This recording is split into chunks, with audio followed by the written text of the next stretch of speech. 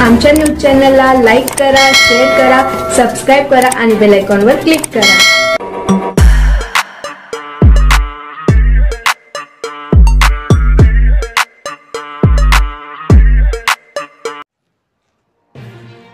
मंत्री भुसे पोचले पोलीस ठाण्यात.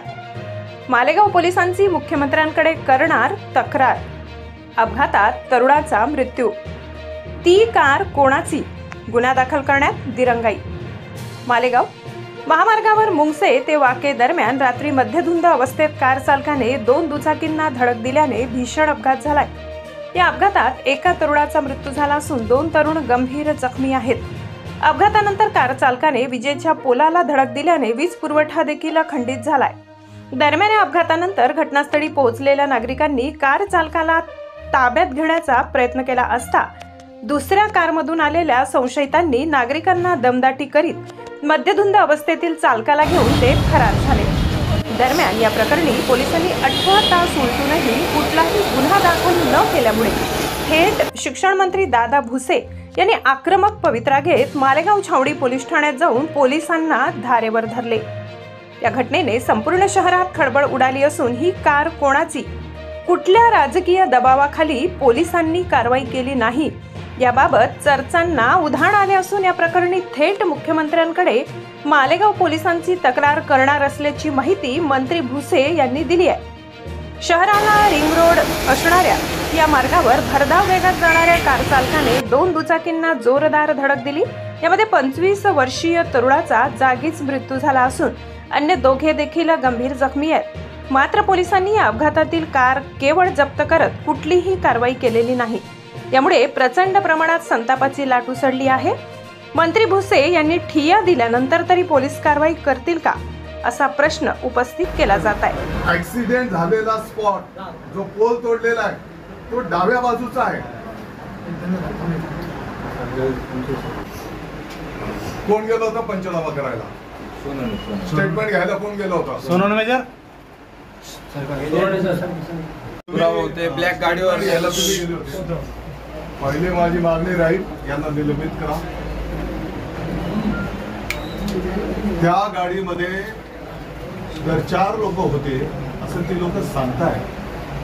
तुम्ही सांगता नाही 2च सांगा. तुम्ही स्पॉटवर गेले? मग जाऊन या ना. थोडी तसदीक घ्या, थोडीशी तसदीक घ्या. तिथे जा, कुठे घडलेलं आहे, कोणतं वाहन कोणत्या दिशेने येत होतं. त्या गाडीची खूप काळजी घ्या. त्या गाडीचं काहीतरी होईल, पण त्या गाडीच्या खाली डॉक्टर शेट्टर आहे. त्याचं प्रेत दिसत नाही. त्या गाडीची काळजी. मला असं वाटतं की सरकारला बदनाम करण्याचा हा गट आहे आणि ही गंभीर गोष्ट आहे.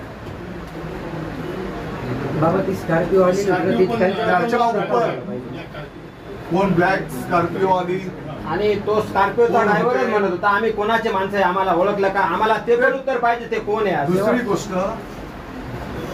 म्हणजे माझ्यासारखा जबाबदार कार्यकर्ता PI महोदयांना याचं गांभीर्य समजून सांगतो की हा विषय गंभीरपणे घ्या. मला वाटतं 2 तासापूर्वीची गोष्ट असेल. त्याच्यानंतर पंचनामाचं जे काही रिपोर्ट घ्यायला गेले तो बोलतो की 4 नाही 2च नावं सांग. चाललंय काय? मी माणूस सांगू शकत नाही किती लोक होते. आणि 2च सांग म्हणजे काय? तुम्हाला कायद्याने अधिकार दिलाय? नाही सर, 4 लोक सांगू 2च सांग. पहिले तुम्ही याच्यावर काय कारवाई करता?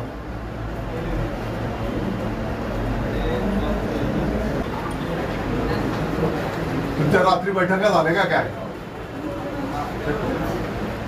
त्या लोकांशी बैठका झाल्या? तोच प्रकार आहे बाबा. काय केलंय आपण? तो ड्रायव्हर पळून जातो. गाडी तर तुमच्या आदेशानुसार सेफ उचलून आणली ना.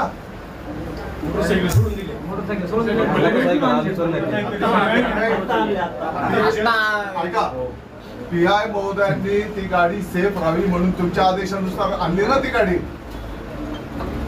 रात्री आली ना लगेच. मग त्याच्यामध्ये जे आरोपी आहेत, लोक जर बोलत आहेत ते व्यसन केलेले आहेत, तर त्या क्षणाला लोक आणायला घटना तात्काळ PI ची जबाबदारी आहे किंवा SP ऍडिशनल SPच्या कानावर घालणं. त्याचं नाव नाही त्याच्यात. तात्काळ मेडिकल केली असती, खरं खोटं सिद्ध झालं असतं. आणि तो एकटा म्हणता साहेब 5 लोक होते पाहिजे, कोणी 2 पण लोकांचा काय पहिलं नेमकं काय घडलं? ॲक्सिडेंट झाल्यानंतर त्या जागेवर आम्ही पोचलो तेव्हा 1-2 पेशंट काढून ॲम्ब्युलन्समध्ये टाकले गेले होते. आम्ही आजूबाजूला परिस्थिती पाहिली, परिस्थिती खूपच गंभीर होती. एक व्हाईट रंगाची XUV 500 2 मोटरसायकली उडवून रस्त्याच्या कडेला खाली उतरून गेलेली होती आणि त्या गाडीखाली डॉक्टर शेखर सूर्यवंशी मुंगशाचे हे त्या गाडीखाली दाबलेले होते. नंतर काय झालं नेमकं? हे सगळं घडलेलं असताना तिथे ड्रायव्हर आणि ड्रायव्हर सोबत 2 माणसं आणि अजून 2 माणसं जे साईडला पळून गेले होते, त्या 2 लोकांना एक काळ्या रंगाची गाडी घ्यायला आली. ती गाडी मी स्वतः पाहिली लाईव्ह. स्कॉर्पिओ गाडी होती आणि त्या गाडीतनं एक व्हाईट शर्ट घातलेला ड्रायव्हर उतरला. त्याला आम्ही थांबवण्याचा प्रयत्न पण केला की हे एवढं घडलेलं आहे, आधी या लोकांना मदत करा, मग तुम्ही जा दवाखान्यात जा.